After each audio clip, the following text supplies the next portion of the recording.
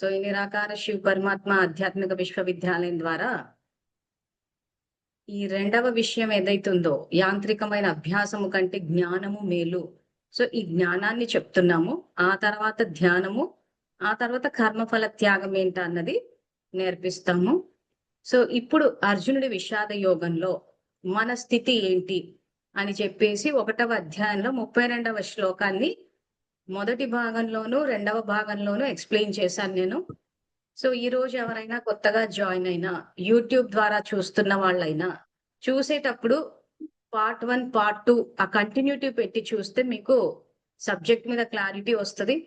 లేకపోతే కొంచెం కన్‌ఫ్యూజన్ వచ్చే అవకాశం ఉంది.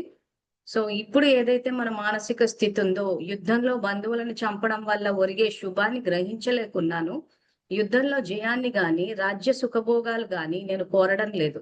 రాజ్యముతో గాని, భోగములతో గాని, జీవితంతో గాని మనకేమి ప్రయోజనము?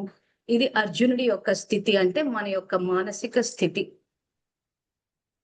సో దీని గురించి వివరణ నేను ఫస్ట్, సెకండ్ పార్ట్స్ లో చెప్పాను.